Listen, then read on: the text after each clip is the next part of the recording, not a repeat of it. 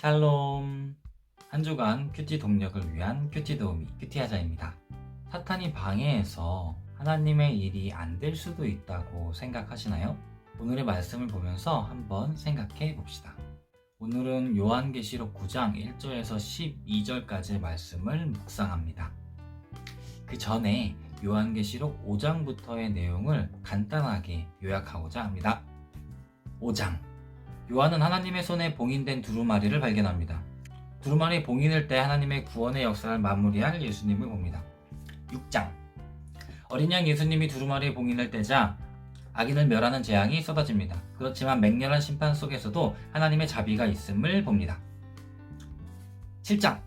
두루마리 6째 봉인 재앙과 7째 봉인 재앙 사이의 장면은 어린 양의 진노를 버틸 자가 누구인가 하는 질문입니다. 그들이 바로 교회라고 이야기합니다.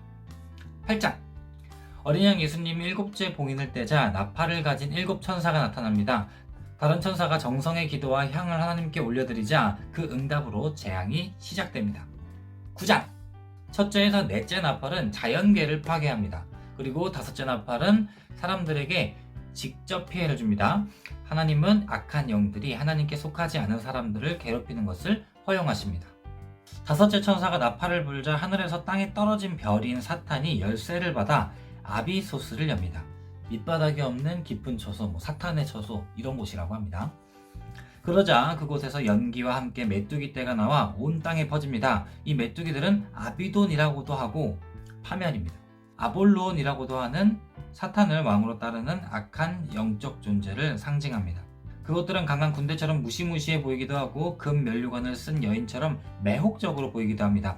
하지만 그것들은 정갈의 꼬리와 독침 같은 무기로 사람을 해합니다. 하나님은 메뚜기들 마음대로는 풀 한 포기 해치지 못하게 제한하시고 오직 정해진 기간 동안 하나님께 속하지 않은 사람만 괴롭히도록 허락하십니다.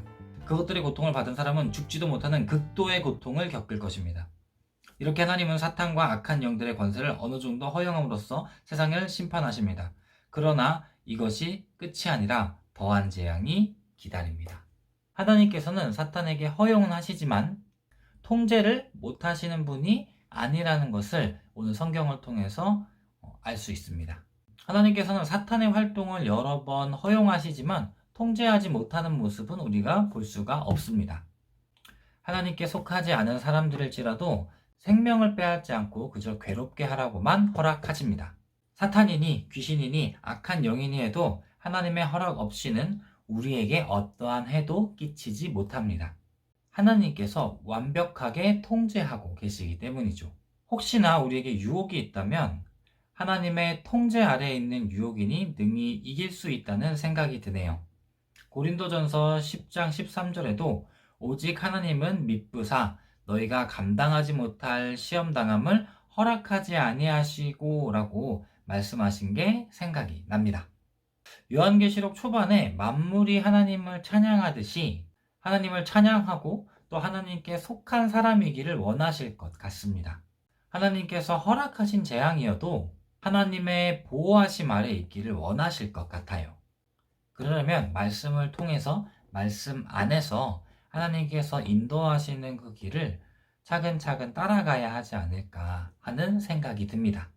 사탄의 방해 때문에 하나님의 일이 넘어지거나 불완전해지지는 않습니다. 하지만 우리의 마음은 불완전해질 수 있고 우리의 몸은 힘들어질 수 있을 것 같아요. 하지만 하나님을 믿고 따르는 자들에게는 하나님이 계획하신 그 섭리와 선하심이 결국에는 이루어질 것이라는 것을 우리는 오늘 본문을 통해 알 수 있지 않을까 합니다. 하나님의 보호하심을 믿자. 그리고 불안해하지 말자. 오늘도 함께 묵상해 주셔서 감사합니다. 또 봬요.